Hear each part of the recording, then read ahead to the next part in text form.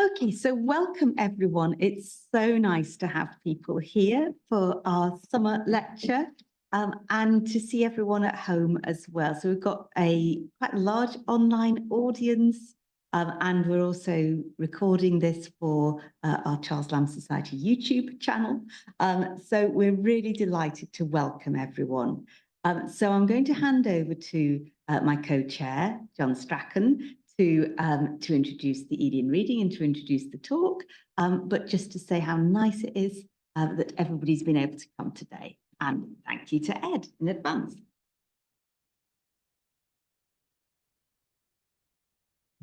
Thank you, Felicity.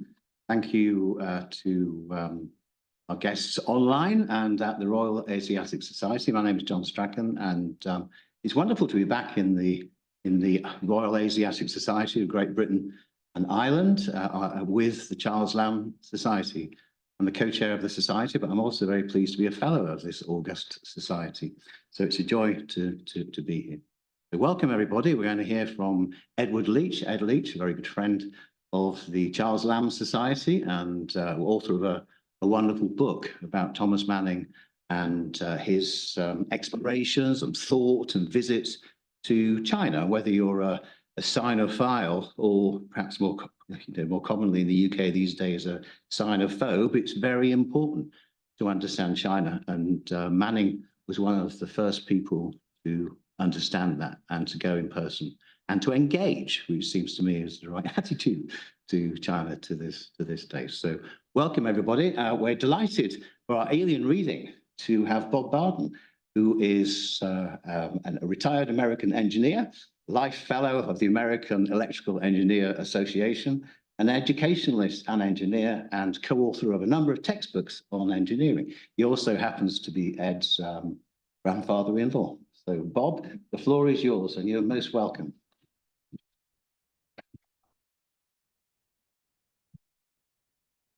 Thank you very much, Jim. And good afternoon.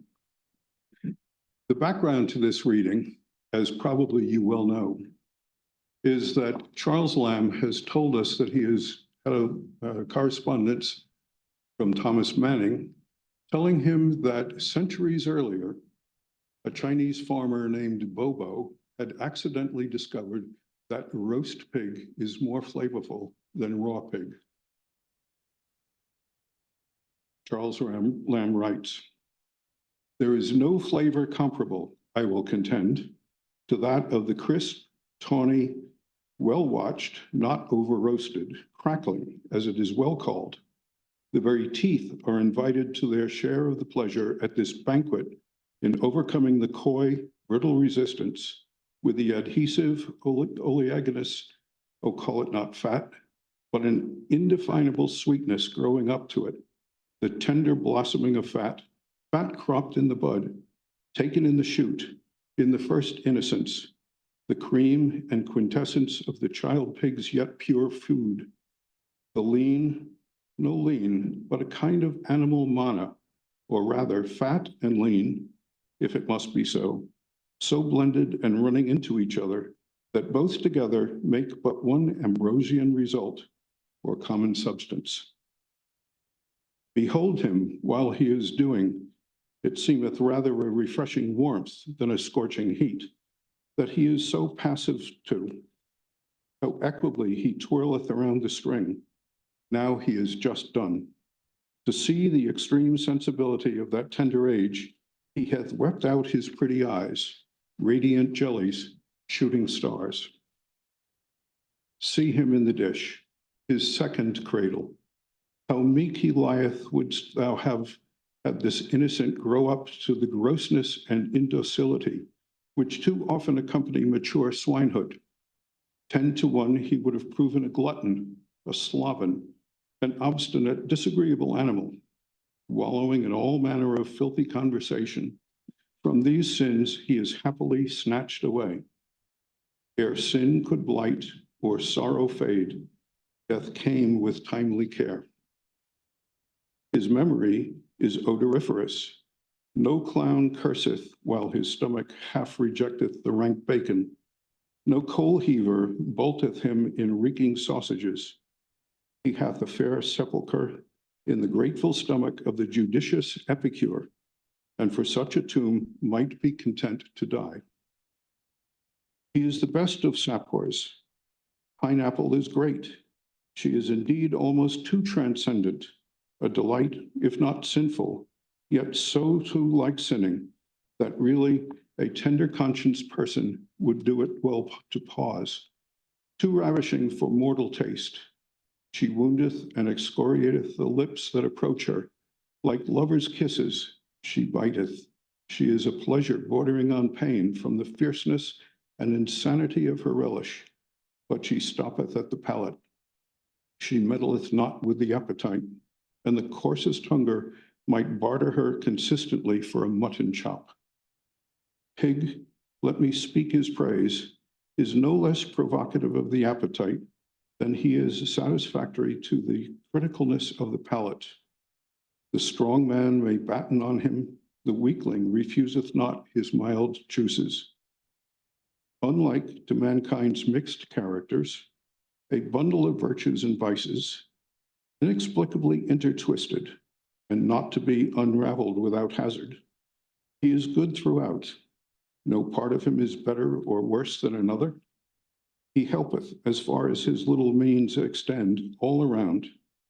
He is the least envious of banquets. He is all neighbors fair. And now, to tell us whether Thomas Manning sent Charles Lamb Bobo's recipe for sweet and sour pork, please welcome Ed Weech.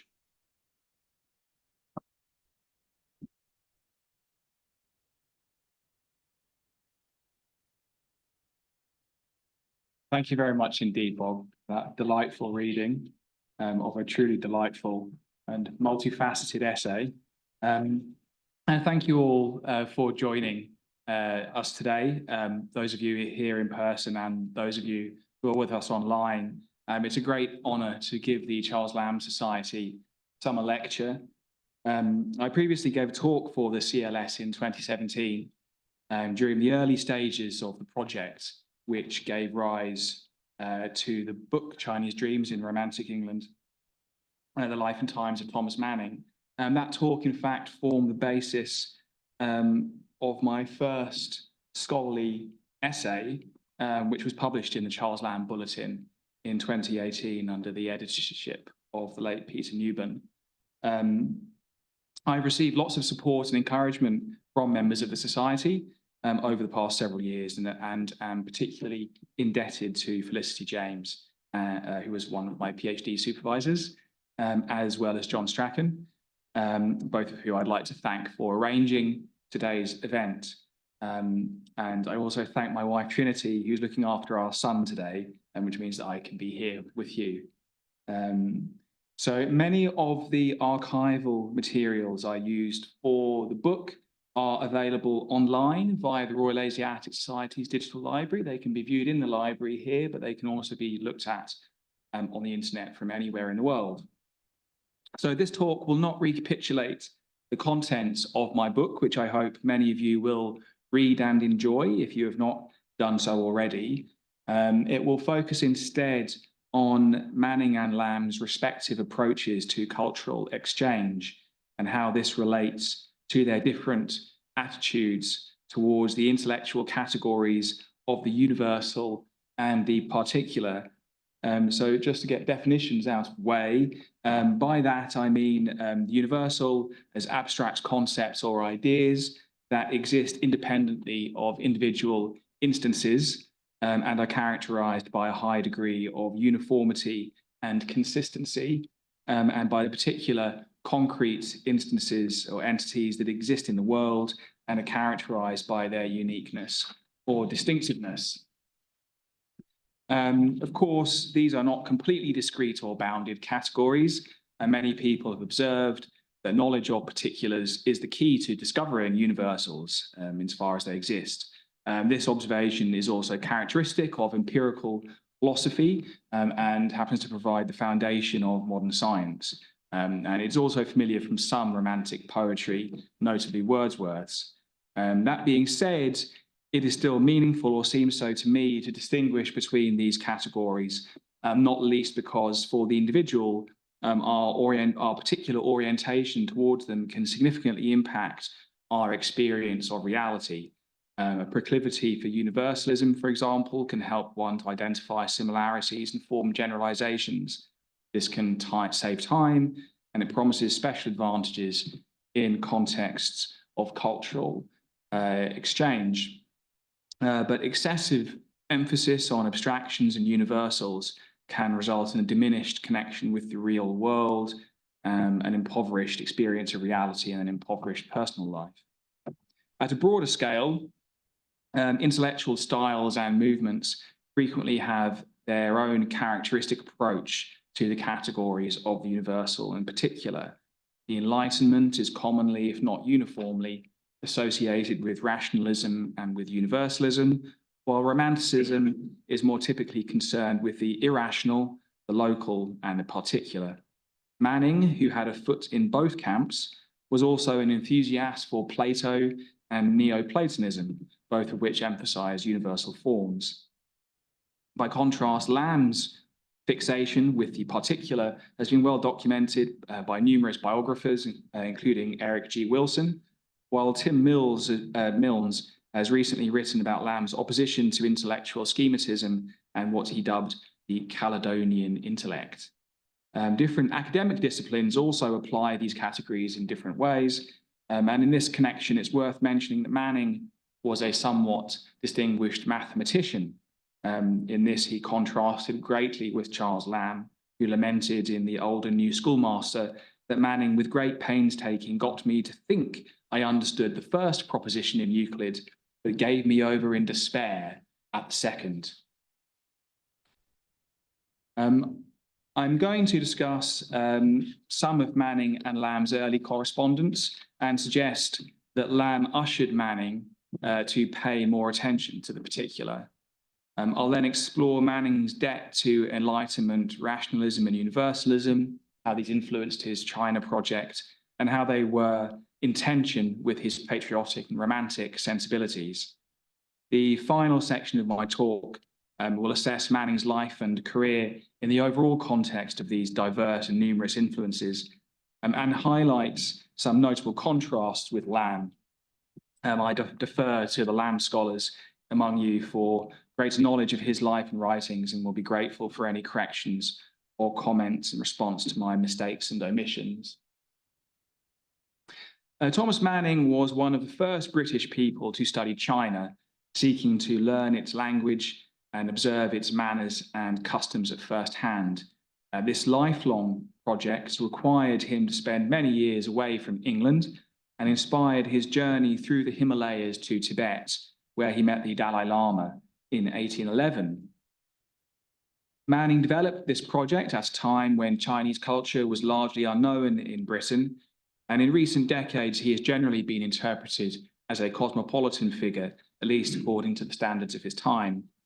His basic approach was consistent with liberal Enlightenment universalism of the late 18th century, whose proponents, as described by Jennifer Pitts, adhered to the principles that all human beings are naturally equal and that certain fundamental moral principles are universally valid, all eschewed both biological racism and the relativism that regards cultures as mutually incomprehensible or founded on irreconcilable values.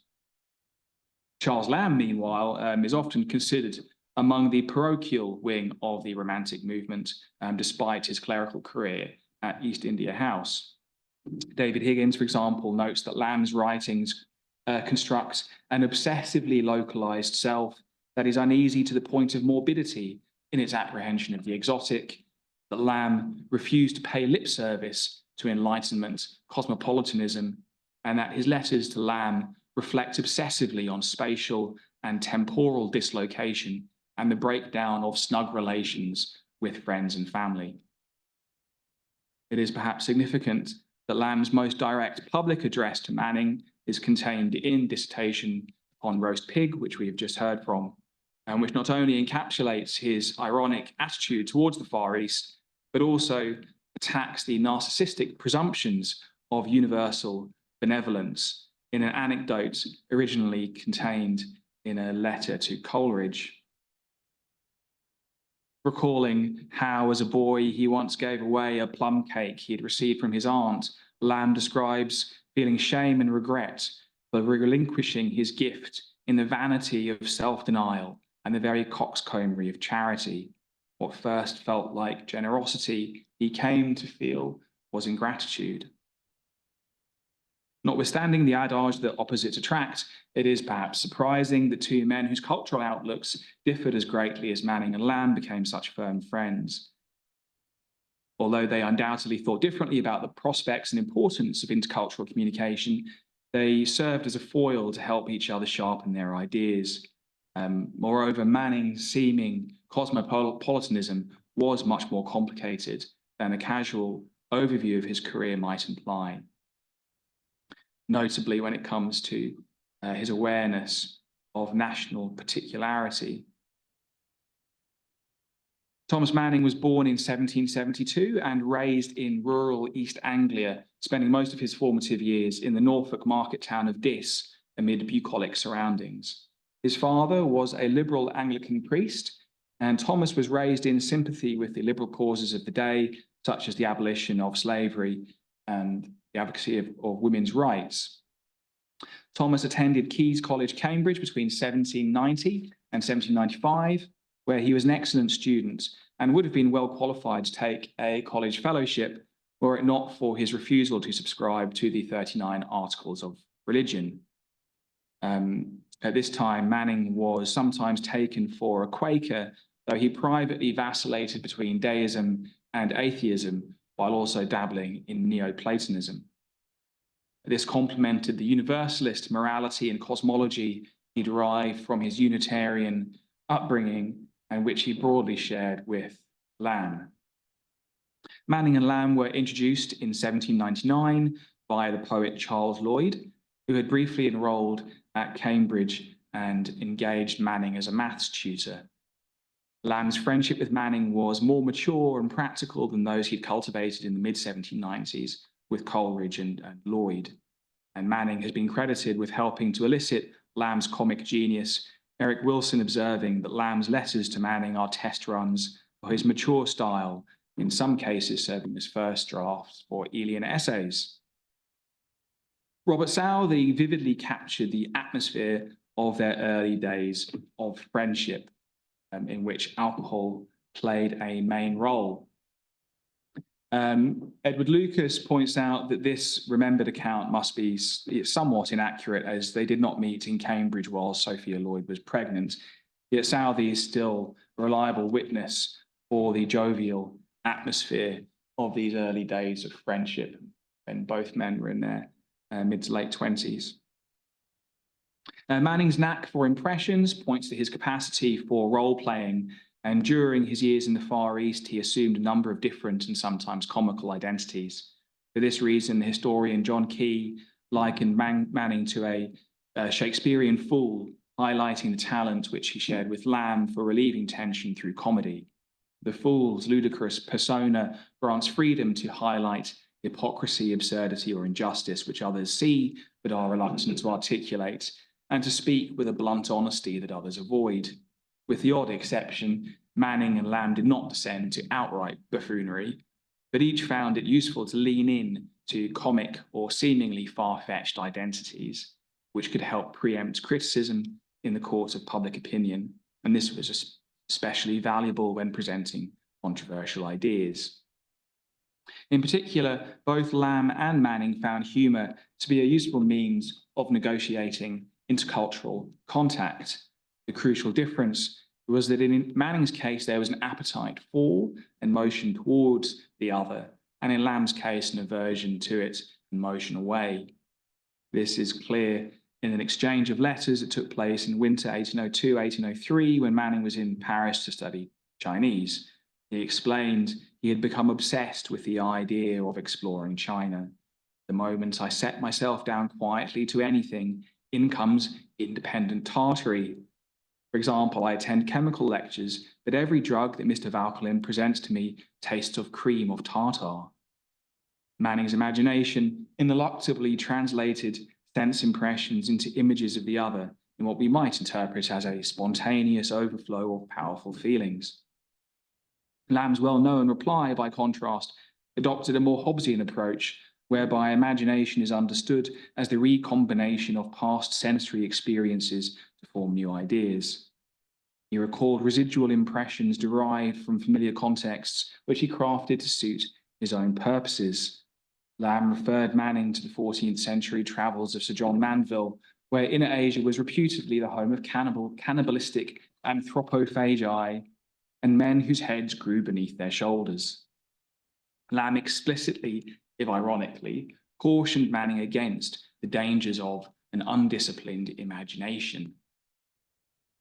His critique anticipates those such as the utilitarian James Mill, who condemned the ungoverned imaginings of 18th century Orientalists, which Mill believed had constructed a dangerously romanticized view of the Orient. Lamb even appeared to appeal to Manning's own ground of Enlightenment empiricism for support, inviting him to interview the Tartar man now exhibiting at Exeter Exchange. Indeed, he is no favourable specimen of his countrymen. This nod to contemporary anthropology, while claiming to rely upon modern science, simultaneously lampooned it. If Manning had an appetite for the other, Lamb implies that whatever appetite the Tartars might exhibit for him was likely to be of the crudest possible kind. His letter satirized Manning's naive enthusiasm for Enlightenment knowledge, while also sending up his own persona as an obtuse and gullible little Englander, whose moderate register comically understates the luridness of his imagination. Earlier that year, Manning had described seeing Napoleon, whose godlike countenance had overwhelmed him. His generic account was insufficient for Lamb, who wanted to know what god does he most resemble. Lamb concluded with a typically self-deprecating remark, "I hear he's very small, even less than me." Where Manning portrayed Napoleon in the archetypal style of hero worship, Lamb sought to make him distinct and memorable in human terms by highlighting the idiosyncrasies and nuances that distinguished him as an individual. By requesting particular details about Napoleon's physical appearance and demeanor, Lamb revealed an appetite for new sense impressions, but also a determination to process these according to familiar mythological models, rendering them in terms already familiar to his English imagination. Anubis compared to an English Mastiff, and the old South African kingdom of Mutapa to old France. Under Lamb's influence, Manning did cultivate his ability to attend to life's small but poignant details, those of the external environment, as well as those of his own fancy and imagination. This informed his best descriptive writing, as in Manning's account of his journey to Lhasa, Tibet in 1811, which he prepared for his family. Felicity, James, and others have observed how Manning's comic, quixotic, and stream of consciousness narrative frustrated later Victorian authorities, literary authorities, who wanted to use it as a source of geopolitical information. Such qualities are readily comprehensible if we consider Manning's stylistic debt to Lamb, as well as to Lawrence Sterne, which was also refracted through his friendship with Lamb. These are just some images of Tibet, which, as it may have appeared to Manning in the early 19th century. An early example of Manning writing to suit Lamb's taste is his account of landing at Boulogne in January 1802. He explained it was the custom that as the ship approached shore, passengers should launch themselves overboard into the arms of local women, or sea nymphs, as he called them, who were responsible for carrying them ashore. Manning reported he very quickly understood the clamour of the mermaids, who conveyed him to dry land. Having safely negotiated the freezing English Channel, Manning described the intense pleasure he experienced at his warm and cosy hotel, where he enjoyed a blazing fire, hot supper, and generous burgundy. It was not just the physical comfort which appealed to Manning, but a surprising nostalgia where every object, every utensil recalls to your mind the picture of former times. He also praised the roaring fire, which occasioned an apostrophe against experiments in sustainable energy. Manning wished Lamb were with him because he would appreciate the domestic comforts of the scene more than any man I know. His letter delighted Lamb, who replied it was just what a letter should be, crammed and very funny, and written in that minute style which strong impressions inspire. He was less pleased, however, by Manning's complaints about Paris, where Manning was diffident on account of his poor French. Lamb compared Manning to the hypercritical traveller Smelfungus of Sterne's Sentimental Journey, asking, "Are men nothing but word trumpets? Are men all tongue and ear?" Chiding Manning for excessive concern with linguistic prowess and abstract notions of status, Lamb argues for embracing the full spectrum of human experience, including the quirks and imperfections which embellish our humanity and enrich interpersonal communication. Tim Milnes observes that Lamb, in fact, connects Manning's indifference and abstraction with a Lakerish worship of abstracted solitude in nature, and contrasts this with his own craving for the society, bustle, and distractions of urban life. Lamb, of course, cherished the idiosyncrasies and nuances of individual lives and experiences, as in the case of George Dyer, whose blend of absent-mindedness, poor eyesight, pedantry, poor hygiene, benevolence, and naivety Lamb found irresistible. It's a truism that there is more to comedy than words alone, as any fan of Tommy Cooper will agree. And this was particularly true of Lamb's own jokes, which Thomas Alsop noted was so funny, not just because of what he said, but because of his gift for delivery. Lamb's openness to the particularity of lived experience encouraged him to suggest that I should die with joy at the first landing in a foreign country. This seeming concession towards Manning's cosmopolitanism was immediately undercut by the facetious reflection that it would be the nearest pleasure which a grown man can substitute for that unknown one, which he can never know, the pleasure of the first entrance into life from the womb. As this quote intimates, the playful tone of their correspondence sometimes involved rude or insensitive banter concerning women. This was perhaps most evident in flippant remarks about Chinese women portrayed as caricatures defined by their bound feet. But indelicate and ungentlemanly comments should not be taken to represent the full range of their cultural sympathy. And furthermore, both men were consciously playing up to a shared image of the jolly bachelor, which, as Jim Watt has observed, was an important theme of their friendship. In truth, both Manning and Lamb were romantically frustrated, though in Manning's case, we know of only one serious attachment, which was to one of the sisters of the architect William Wilkins. The chivalric ideal of devotion to a particular woman obviously appealed to both men, but their letters reflect the wider reality that humour in same-sex contexts frequently involves a certain callousness or irreverence directed towards the other sex. Lamb played with this convention in his letter of 28 March 1809 while grumbling about the new wife of William Godwin, a damned disagreeable woman who has driven me and some more old cronies from his house. Lamb therefore predicted that he would be buried with this inscription over me: "Here lies CL, the woman hater." This feigned misogyny creates an awkward tension, which Lamb diffused by stressing, "I mean that hated one woman. For the rest, God bless them. And when he makes any more, make them prettier." His coda gleefully reinforces a stereotype that men judge women primarily on their appearance. But he seems oblivious that such superficiality could be discreditable. And the studied nature of his nonchalance leaves the reader in suspense whether his remarks are genuine or facetious. This reminds us that Lamb could not only be quite comfortable with uncertainty, but actively skeptical of overcertainty and the enthusiasm to which it might lead.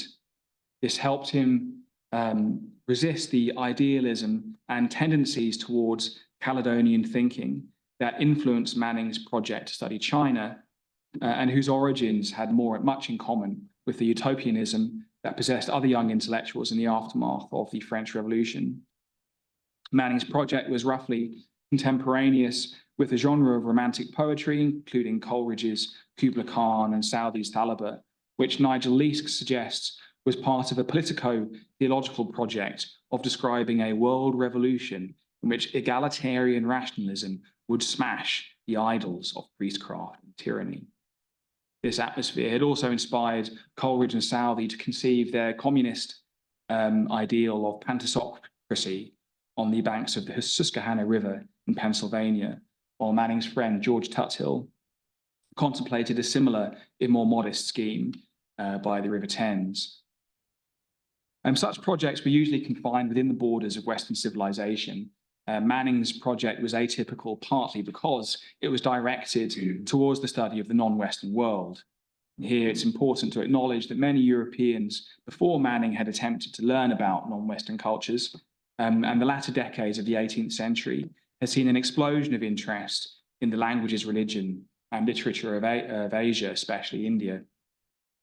That much of this tradition was related to European religious controversy, and even secular Orientalists such as Sir William Jones sought to interpret the fruits of Asiatic scholarship according to a traditional biblical view of world history. Meanwhile, the few among Manning's contemporaries who studied China through primary sources were either missionaries like Joshua Marshman and Robert Morrison, or East India Company functionaries such as George Thomas Staunton.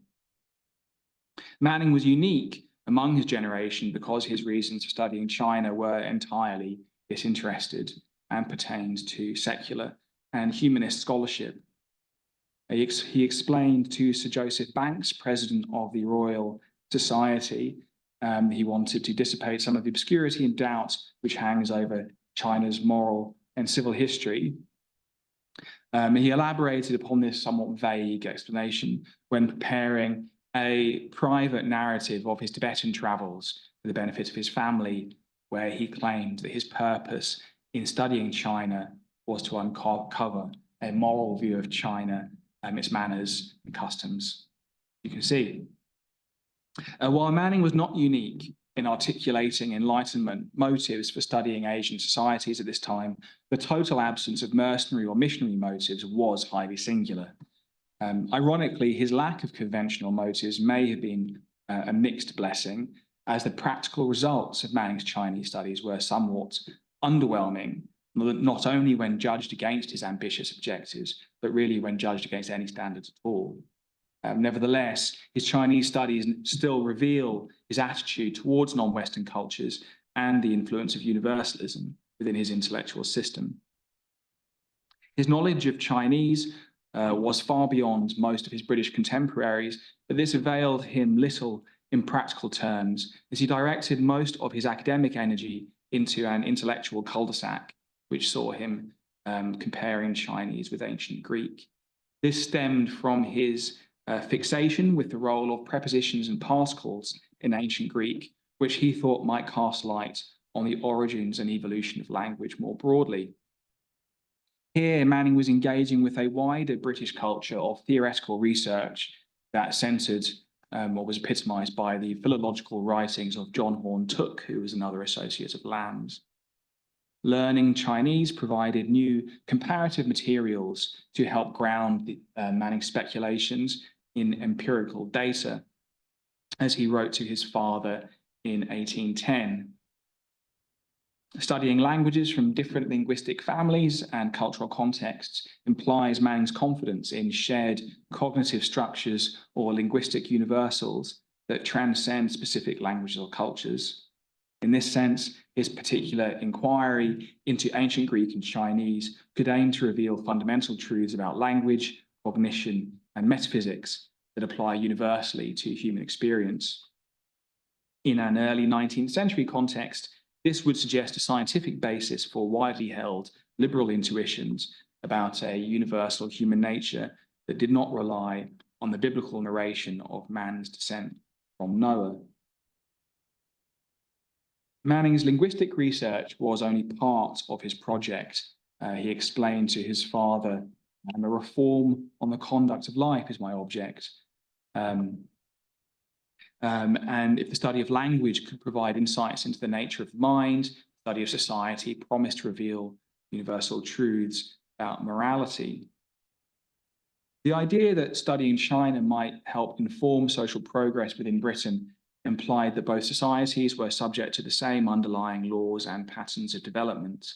This reveals depth to Enlightenment historiography, and Manning made extensive notes on authors such as Montesquieu, Edward Gibbon, David Hume, and William Robertson. His projects envisaged a practical application of their secular and empirical approach to observing contemporary life and social dynamics in China. Moreover, his plan to compare China with Britain or Europe meant incorporating them into one epistemological framework.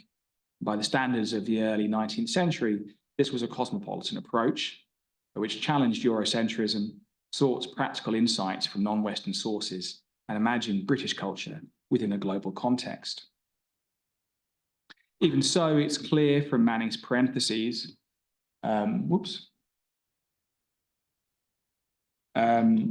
that his project was not cosmopolitan in the modern sense of the word, which involves a more explicit commitment to global citizenship and cultural pluralism. Moreover, the reform which Manning envisaged when writing this letter when he was in his late 30s was likely fairly moderate, involving a liberalisation of British society by alleviating the Church of England's domination of politics and culture and improving the lot of those who suffered most from the upheavals that characterised Britain during the decades of transition from a rural, agrarian to urban industrial society. His enormously ambitious goals were utterly unrealisable in practice, and this helps account for the lack of output and relative silence that surrounded his later career. In the event, Manning's main literary achievement after returning from the Far East was an anonymous article called Chinese Jests, which comprised an English translation of 40 Chinese jokes, along with an introductory preface and explanatory notes. This appeared during 1826 in 3 parts in the New Monthly Magazine and Literary Journal, and Lamb, who was a contributor to the journal, arranged their publication. Humour is generally counted among human universals, but jokes depend on cultural context. And Manning acknowledged that many of his English readers would find some of his Chinese jests to be inscrutable.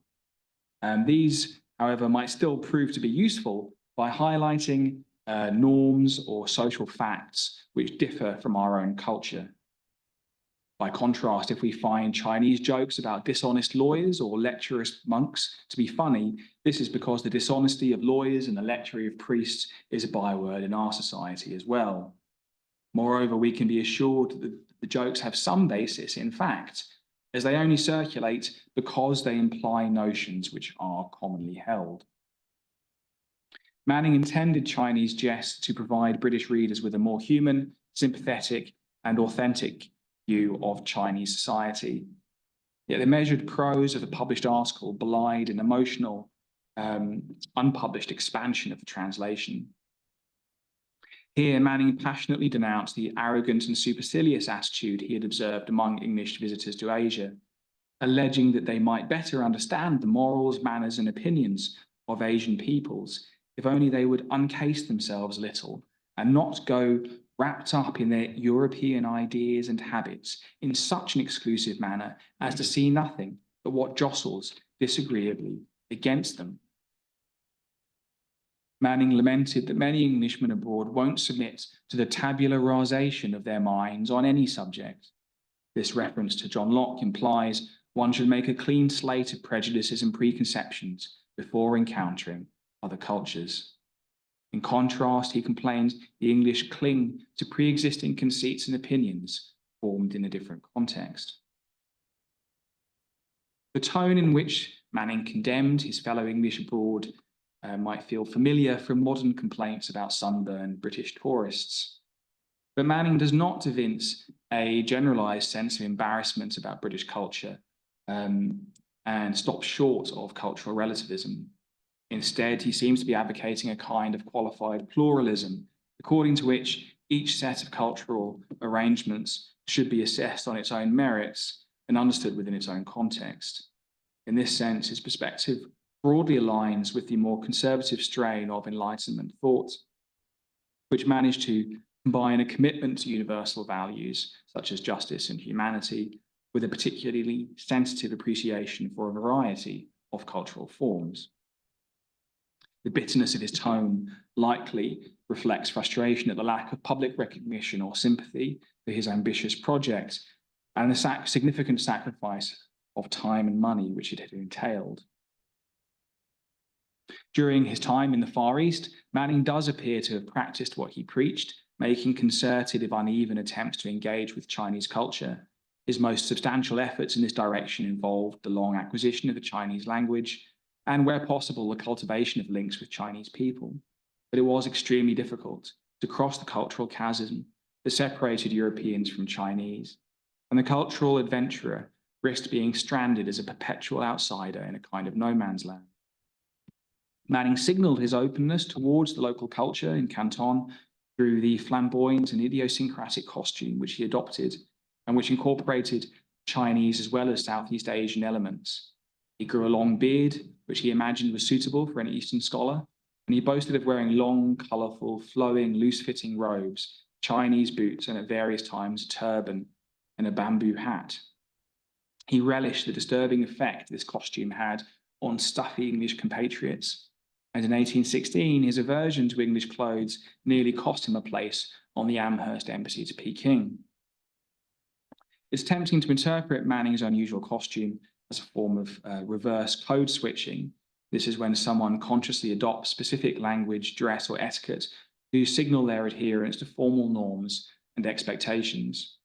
Yet the very outlandishness of Manning's style might also be construed as an eccentric or even grotesque parody of Chinese cultural norms, rather than a respectful homage. But both assessments, however, would overlook how his absurd costume helped him publicly embrace his outsider position vis-à-vis both British and Chinese camps. By making himself seem strange and ridiculous to both parties, he went some way towards divesting his intercultural project of the transgressive implications which could alarm both British and Chinese authorities. It was less threatening to lean into the English stereotype of the dotty Oriental scholar, or the Chinese stereotype of the foreigner who could never be expected to understand or observe local manners and customs. This view is supported by the accounts of Sir John Francis Davis, later governor of Hong Kong, who remembered Manning from his time in Canton. In other words, Manning used the appearance of madness to negotiate cultural or bureaucratic hurdles. This crazy public persona could hardly be further removed from the urbane and thoughtful picture that emerges from Manning's private letters, including those written during his time in Canton. Any sense that Manning was immersing himself in Eastern culture, let alone going native, is also resisted by the highly patriotic flavour of some of his correspondence. Shortly after arriving in Canton, he wrote to his father to describe his shock and horror at the restrictions under which the English were confined in the small trading district by the docks. A very degraded and disgraceful situation. We are as babies under nurses. We can't stir a step without asking leave. Letters to his father also occasioned discussion of the Napoleonic Wars, and Manning described his contempt for those of his countrymen who feared a land invasion by France, which was then a topic of conversation. If France invaded, Manning was certain England could resist. To think otherwise would be to doubt whether an Englishman be as good as a Frenchman in courage, in talent, in independence of spirit, in zeal for his country, etc. Manning stressed it was solely this spirit of freedom and independence which made him dread conquest by France. His countrymen lacked such a spirit, he would be indifferent to its fate. But then, he implies, England would no longer be England. Here we might recall Wordsworth's polemic regarding the Convention of Sintra, when he argued that Britain's leaders have become incapable of understanding their own country's history, insensible to what motivates common men to heroic exertion, and purblind to the truth that ultimately what counts are not guns, but the moral virtues and qualities of passion belong to a people. Manning was intellectually drawn towards universalist ideas and projects, and he both respected and admired other countries and cultures, yet he still thought there was something quite special about England, a view he of course shared with Lamb and indeed with most of the Romantics. Manning especially loved his native Norfolk and most of all his hometown Dis, where his thoughts regularly turned during the long years abroad in France and China. In Paris in 1802, Manning befriended the scholar William Taylor of Norwich, who he discovered had attended Palgrave Academy in the next town to Dis, not the next town to Paris. Taylor reported that the two men had found that we both know every tree on Dis Common and consider the water lilies of the River Waveney as redolent of joy and youth. This Wordsworthian communion evokes Lamb's own fixation with particularity, frequently associated with childhood and nostalgia, and captured among others by William Hazlitt. He evades the present, he mocks the future, his affections revert to and settle on the past, but even then this must have something personal and local in it to interest him deeply and thoroughly. For Manning, precious places and things had deep personal significance, but they held ambivalent status in his intellectual approach, which helps explain, among other things, his dismissive response to the second edition of Lyrical Ballads that I discuss in the book. Now, to go into the last part of the talk, nostalgia is an awkward bedfellow for cosmopolitanism. Nostalgia is generally associated with longing for home and the past, and accompanied by the pain and loss that result from change. By contrast, cosmopolitanism typically involves an attraction towards the new and exotic. Manning, however, was no stranger to nostalgia, and his letters frequently display what the polymath Oswald Spengler described as the characteristically enigmatic heimweh or homesickness of the Northerner, which is something musical, soaring, and unearthly in it. Shortly after leaving England for the Far East, Manning wrote of his frustration of abandoning his friends and family to potter about among the damned Chinese and Tartarians. Manning was frequently overcome by homesickness during his time abroad. In Canton, he wrote to the architect William Wilkins Sr., whose daughter Manning had once hoped to marry. Clearly, this was not the attitude of a footloose adventurer, careless of his home, and Manning sometimes neglected his correspondence precisely because it was so painful. Several of Lamb's letters eloquently express the personal loss that Manning's long absence caused his family and friends. A notable example is the letter of Christmas 1815, which asks, in sober sense, "What makes you so long from among us, Manning? You must not expect to see the same England again which you left." He claimed that in his friend's absence, empires had been overturned, crowns trodden into dust, the face of the Western world quite changed. He regretted that your friends have all got old, those you left blooming. He hoaxed Manning about the deaths of Mary Lamb, William Godwin, Wordsworth, and Coleridge, the last having left behind him more than 40,000 treatises in criticism and metaphysics, but few of them in a state of completion. They are now destined perhaps to wrap up spices. When Manning returned, nobody would recognize him. His opinions and system of mathematics would be obsolete. What was worse, nobody would laugh at his puns. The next day, Lamb wrote another letter to disown the lying letter he sent the day before. But if the lying letter were not literally true, it was still true on a symbolic level. Of course, the world had changed. Napoleon had been defeated at Waterloo 6 months earlier, and his friends and family had changed, and some of them had died. His father had prophesied this when Manning was detained in France as a prisoner of war between 1803 and 1804, and sought to dissuade him from his voyage to China. He invoked the archetypal seeker of adventure who, like Faust, has sometimes been taken to stand for the Western search for knowledge. As with Ulysses, Manning's journeys involved hardship and sacrifice, and they did not lead to material wealth or worldly success. Instead, the value of his travels hid in the experiences, knowledge, and self-understanding to which they led, as well as the legacy of his story for future generations. At a practical and human and personal level, it's hard to refute Lamb's complaint that Manning had consumed in voluntary exile that time which might have gladdened your friends and benefited your country. Manning's friends never understood what he hoped to achieve, and it seems unlikely that his aims were entirely clear to him either. His goals were in many ways noble-minded, and he achieved things worthy of respect and admiration, which ensure he's remembered to this day. But at a personal level, this does not appear to have made up the miscarriage of his ambitions or the sacrifice of his relationships. It is, of course, true that Manning could not have known the outcome of his journeyings in advance, but this could only be an intellectual, not an emotional consolation. Moreover, while some might consider Manning's intercultural goals to have been vindicated by the later course of history, this depends on our attitude towards liberal and pluralist values, whose status is contested in our post-liberal world, even among those who Manning might have imagined would be his heirs. My book does end with an affirmation of Manning's career according to liberal values, but this talk will include on a more equivocal note. I believe this is closer to Lamb's view of things, and perhaps in the end to Manning's as well. Lamb, of course, told Henry Crabb Robinson that Manning is the most wonderful man I ever knew. His intellectual ambition was at odds with the world of flesh and blood reality, and this meant his ultimate legacy was less than his talents and youthful promise might have suggested.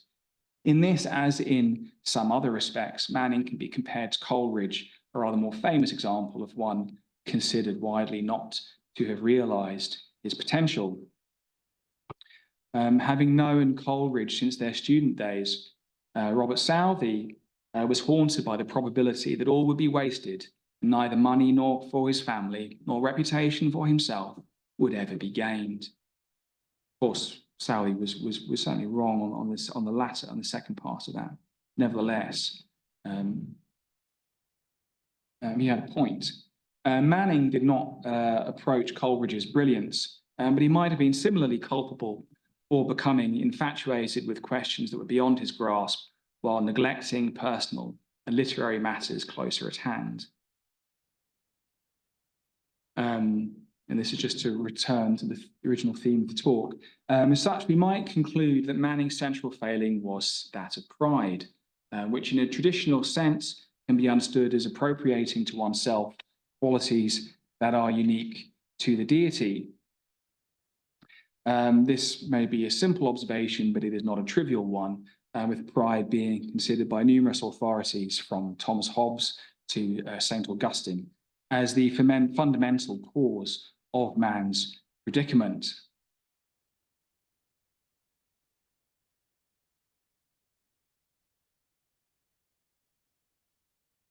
As with Coleridge, it must be because there's so much text, it's not moving properly. As with Coleridge, Manning's high estimation of his worth and abilities encouraged him to attempt grandiose tasks, while his high standards led to procrastination and a propensity to leave work unfinished, as he was perpetually dissatisfied with his results. Traditionally, the destructive consequences of pride are checked not just by the law, but by informal means, including religion, the family, and social norms and customs. In Manning's case, as perhaps with Coleridge, each potential source of constraints was in practice permissive, and he was enabled to do more or less what he liked. Even Napoleon relented, giving him special dispensation to leave France during wartime, and it was not until Manning reached China that he encountered authorities that proved to be completely inflexible. This was not an accident, and we might further reflect that even if a project comparable to his had been conceivable in contemporary China, it would not have been practicable, not least because his ambition would have been checked at the outset by customary obligations to family and state. When we consider the careers of Manning and Lamb, it's hard to deny that Lamb was much more successful in a conventional sense. He created works of lasting meaning and merit, which were admired in their own time and subsequently gave pleasure to generations of readers. His greater humility and proportionate sense of his own talents perhaps helped him to attend to the small, the local, and above all, to the things that he loved. Whether we can draw any conclusions from this about the respective merits of Manning and Lamb's attitudes towards the universal and the particular is another question, as our perspective depends on the value we assign to things such as family, ambition, knowledge, love, duty, and fame. How each of us responds to Manning's career therefore serves as a litmus test for our own values, including our attitudes towards intercultural exchange and to the balance between the universal and the particular.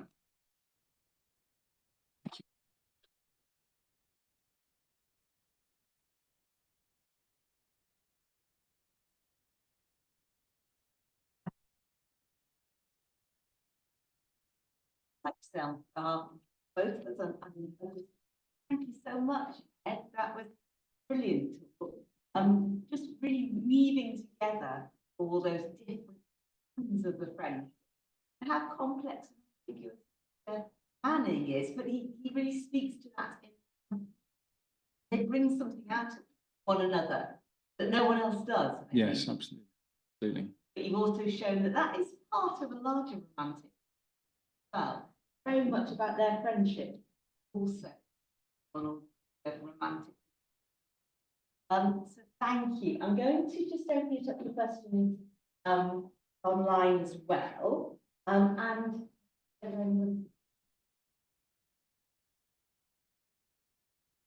that was great. I'm going to be interested in why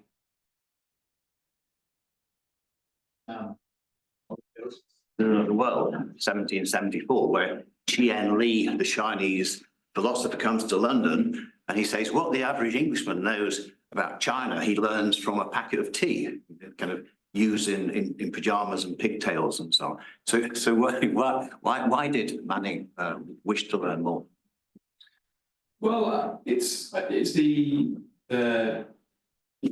lack of knowledge in Britain about China in the 18th century, combined with the high reputation of Chinese civilization within Britain's literary and scientific culture at that time, which had largely been transmitted through European Enlightenment philosophers, writers such as authorities such as Voltaire, meant that the British had a high opinion of China's ancient civilization and modern culture, and of course were quite aware of its commercial productions, particularly through the tea trade, ceramics, silk, and so forth. So there's a general sense of China's sophistication, wealth, tradition, and that combined with the lack of any real or deep knowledge of its literary, religious, philosophical traditions meant there was an obvious sort of opening for an enterprising scholar to make an original contribution to British knowledge. So I think that was a big part of it.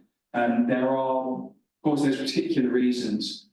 There's reasons why, depending on one's political or religious orientation in late 18th century England, one might be drawn towards Chinese culture for a particular reason. So, for example, the reputed meritocracy of the Chinese imperial examination system might appeal to you if you're resentful at the lack of meritocracy in the British class system, for example, or the China's the love for learning attributed to traditional Chinese culture might appeal to a country gentleman in England who's frustrated at loss of social status relative to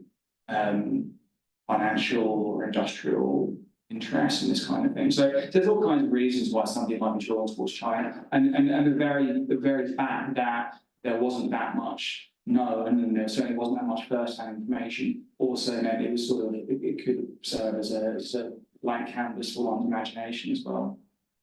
Sorry about the entry-level question, but he didn't seem to have any visible method of support. So it's quite expensive to get to China and to go to Tibet. So how was that done? Well, his father was relatively affluent as a rector of DIS, so he had some family money, and he had one or two inheritances from childless aunts and things like that as time went by.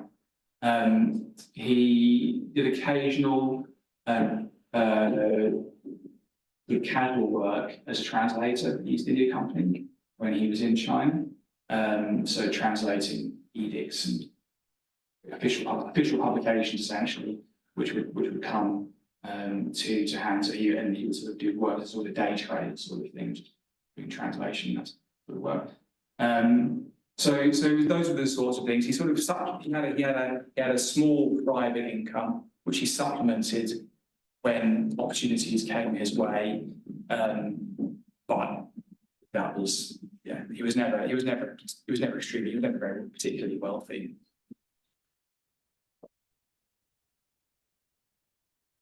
Charles. Yes, I have two questions for thanks for this great talk. So first of all, of course, in the early 19th century, Britain was lacking knowledge of China, but I mean, in mainland China, there must have been a group of missionaries. So I just wonder if Manning was also learning Chinese culture via missionaries. Is there any exchange with missionaries?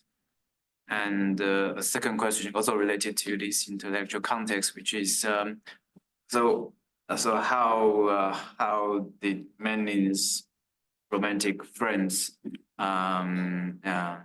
sort of view his Sinophilia or his affection towards China? Of course, he wrote little about this, but I suppose there must be some comments on Manning's Sinophilia.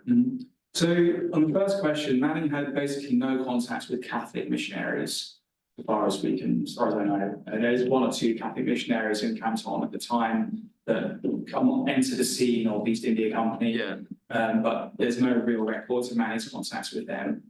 The reasons for that, I don't know. It might just be that because there weren't that many opportunities. Because we know that he had an interest in intellectual interest in Catholicism, although he had the kind of standard aesthetic concerns about Catholicism that any English gentleman of his time would have had. He did have some contacts, of course, with Protestant missionaries, English ones. So Robert Morrison was a contemporary, and they were in Canton at the same time, but again, from different social classes and with a very different outlook. So they didn't really have much. They weren't close in a personal sense, and Morrison's whole temperament was quite different from Manning's. Manning had more contacts with Joshua Marshman when the Baptist missionary in Serampore, when Manning was in Calcutta, because Marshman, like Morrison, was also learning Chinese to translate the Bible, and he enlisted Manning to help him with some of his translations. Manning wasn't really interested, but he had his own reasons for wanting to work with Marshman, mainly because he hoped that Marshman had an assistant who was born in Macau as an Armenian who could speak Chinese, and Manning was hoping to recruit him as an assistant for his journey to Lhasa. But basically, Manning had kind of a dismissive attitude towards the missionaries, and he didn't think much of their linguistic abilities. And I mean, I think anyone that reads the work of someone like Morrison or Marshman, including reading their letters, has to have an enormous amount of respect for their linguistic achievements, but also their literary knowledge. I mean, Marshman was a very enlightened and very well-read man, very polished, but Manning didn't really have much time for him. I think that was probably just a certain hostility towards missionaries in general. So that's to that side of things. On the question of Manning's reception, the reception of Manning's Chinese work among his contemporaries, the only one that really deals with it in any depth is Lam. Those are the only records we have of anyone really talking with him about China at Lam, and it's been, I mean, as I alluded to in here, Lam's attitude is quite very standoffish. You know, this has been written about at length. In terms of how Manning presented it, he was very cagey about introducing the topic in conversation. He basically thought it would be bad manners in most contexts to really discuss it, because it would be like showing off, I think.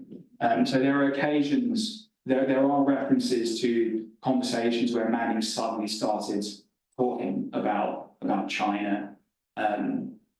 People, Henry Craig Robinson records it once. Tom Sawsock does it as well in quite a famous passage that I discuss at length in the book. But for the most part, he kept his life under a bushel as sort of a way of thinking about it. Yeah. Beginning of the 19th century, you had the advent of known as travel, mission, sketch, like that, which were, I think, for an audience of people who knew that there were places over there they didn't know very much about. Quite often, I mean, I was researching one recently, which is in Beijing, company text, rather general misinformation. They might have paved a long way into tracking in places they didn't know about. Yes, in Enlightenment, travel writing is a very well established genre, and Manning's childhood, he would have encountered numerous texts in his father's library. So that definitely would have been part of the imaginative background, which would have helped inspire him to develop an interest in China in the first place. Absolutely.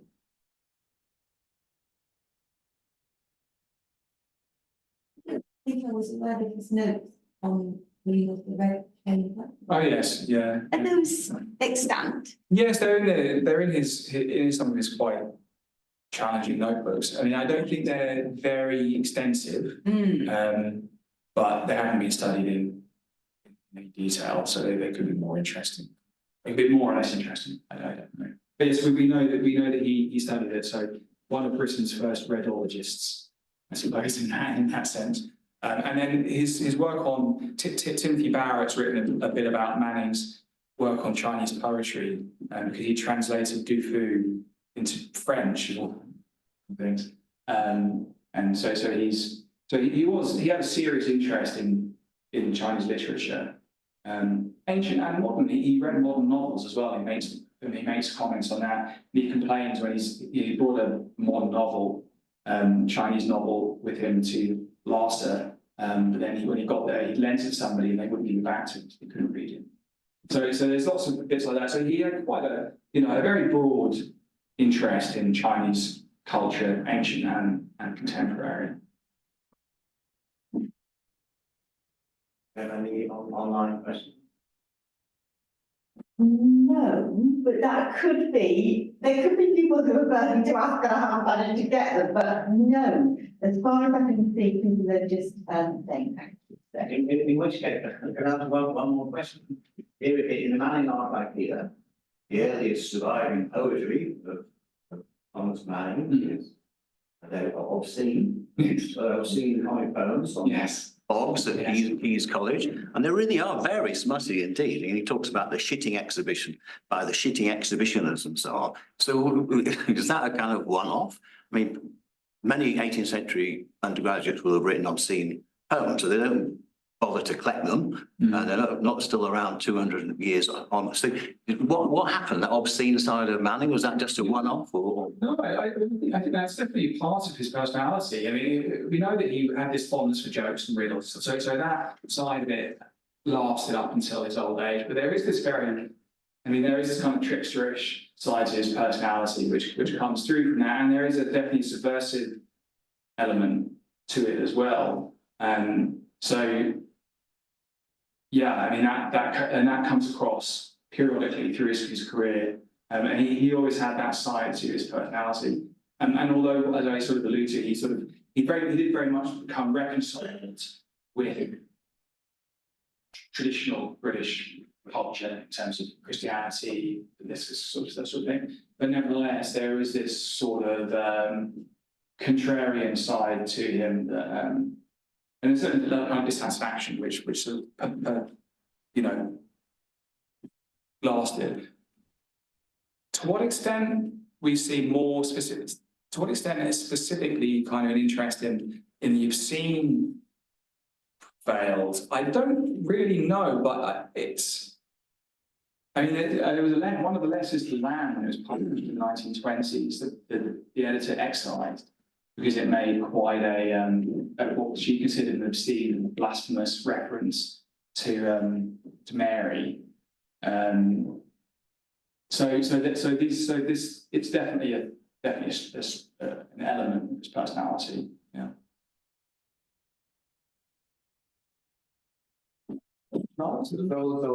So a kind of question. So in many subjects, we find any records about like his learning material about Chinese culture. Oh yes, it's a very good question. Actually, I didn't fully answer your previous question. And so Manning did, although we don't have much record of him having contact with Catholic missionaries, he did have close contacts with several Chinese Catholics, because this was the way that Manning and his contemporaries could access Chinese culture.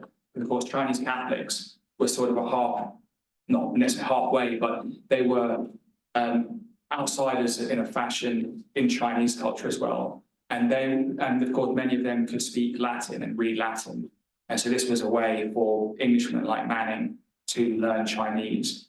And so there were several Chinese Catholics who were enlisted at different times by Manning and other Englishmen who wanted to learn Chinese in Canton.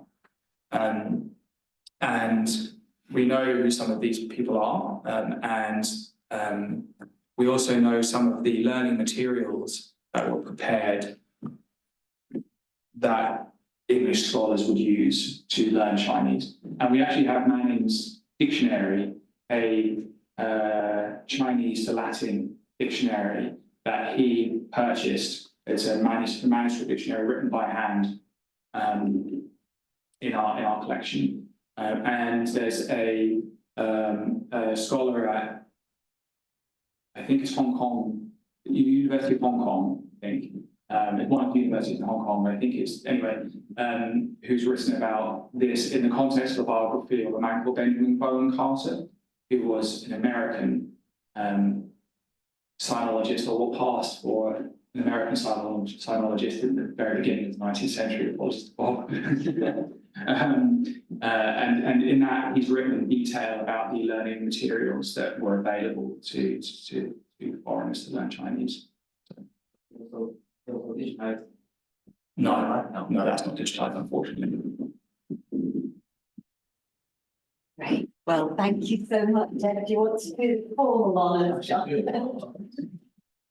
Before I do so, just to say that this magnificent lecture ends the programme for the Charles Lamb Society in this for this year, and we will reconvene in September when Lucy and I have finalised the programme. But we will have a virtual AGM early September, and then a number of other exciting events, culminating, of course, in the 250th anniversary of the birth of Charles Lamb on 10th of February 2025. And we will, touch wood, we'll be convening in Hoxton, East London, where Lamb spent, quote, many a happy hour confined to the madhouse for a 250th anniversary. So watch this space. So we will be announcing next year's programme very soon. So thank you for coming, and thank you in particular to Ed Weech for a truly wonderful lecture. Thank you so much.